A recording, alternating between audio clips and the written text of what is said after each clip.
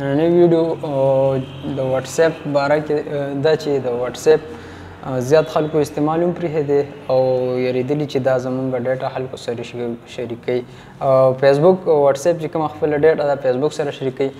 نو تر اوسه پورې به تاسو ټولو ته د واتس اپ باره کې دا نوټیفیکیشن راغلی وي واتس اپ خپل پرایوسي پالیسي اګریمنټ اپګریډ کوي او موږ ټول به د پالیسي اګریمنټ سره اګري کیږو. که اګري ورسره نشو واتس اپ اکاونټ به استعمالولی نشو. د 8 فروری نه وړاندې د اګریمنټ سره اګري کېدل دي. د دې مطلب څه دی؟ د مختلفو خلکو په ذهنونو کې مختلف سوالونه دي. ځینې خلک خو وایي چې د واتس اپ استعمال هم پرېښودل پکار دی او ټیلیګرام وغیره نورو اپ اړخونو ته تلل پکار دي. د اګریمنټ اپډیټ څه شی دی او د دې سره به زموږ په اکاونټ څه اثرات پرېوځي؟ دا پته موږ ټولو ته ده چې فیسبوک څه کاله مخکې په 19 ارب ډالرو باندې واتس اپ کمپني خپله کړې ده. نو دومره پیسې چې فیسبوک لګولي دي نو اوس به خامخا څخه استعمال هم کوي. د واتس اپ کومه ډیټا چې مخکې فیسبوک سره نه شریکېده هغه به اوس فیسبوک سره شیر کیږي او کومه ډیټا به شیر کیږي لکه زمونږ د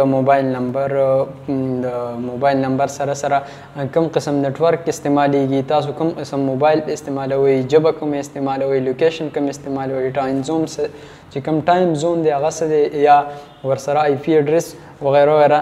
په ظاهره خو دا معلومات دومره نه ښکاري خو که دا معلومات د ټول راټول شي نو دا او د عربونو خلکو رایوځای شي نو د بزنس لپاره دا ډېر ګټور کاروباري معلومات دي. کوم خلک چې پیډ اشتهار چلول غواړي یو خاص قسم خلک ټارګټ کول غواړي او خپل اشتهار د خاص ځای یا یو خاص ژبې ویونکو ته رسول غواړي نو په دې طریقه یې رسولی شي. د فیسبوک په شان نورې کمپنۍ هم د اشتهار دپاره دا طریقې خپلوي.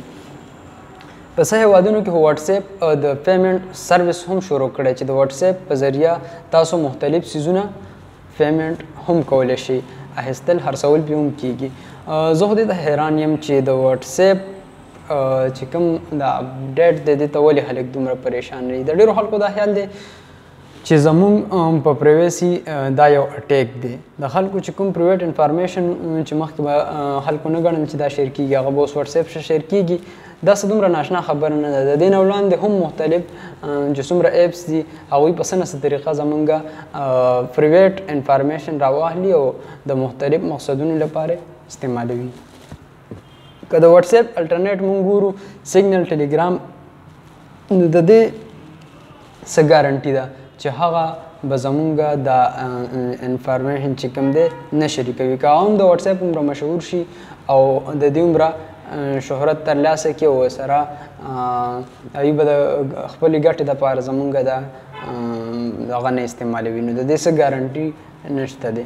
ځکه چې که هغه هم د واتس اپ لپاره مشهور شو دومره او هغوی ټول هم زمونږ دا پرایویټ انفارمیشن هغوی سره مخکې نه پراته وي او هغوی استعمالوي د شانتې.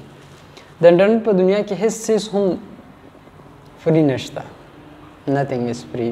که څه څیز تاسو ته فري میلاویږي نو د هغې تاسو پیمنټ که د پیسو سره نه یې کړی نو دغه تاسو ګڼئ چې تاسو په خپله یو پراډکټ یې او دغه د دې پیمنټ تاسو په دغه طریقه کوئ.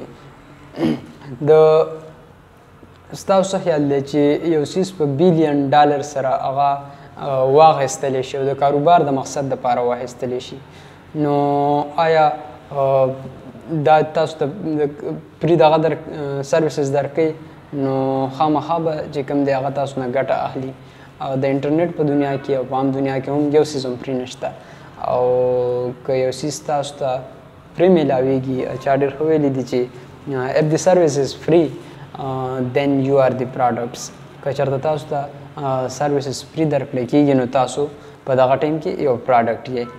نو دا موږ سره د واتس اپ په باره کې خبرې وي. واتس اپ استعمال ستاسو خوښه ده.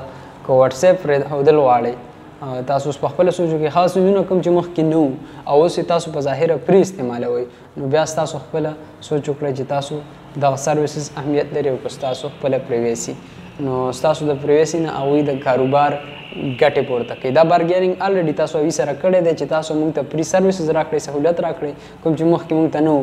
د دې بدل کې موږ تاسو ته خپله پریویسي پالیسي چې کوم اګریمنټ دی هغه تاسو یې سکړی دا موږ تاسو خپل درکو او دا هر یو اپلیکیشن کې چې تاسو کله اکاونټ کولاوئ نو یې سره تاسو یو اګریمنټ هغه تاسو یې سره اګری شي نو نه پس تاسو اکاونټ کولاو شي کا واتس اپ ته کا فیسبوک ته کا جیمیل ته کار یو دی همدغه پالیسی اګریمنټ چې کوم دی اوس واتس اپ اپډیټ کوي د 8 فروری نه به کوم دی دا شروع کیږي تر اوسه پورې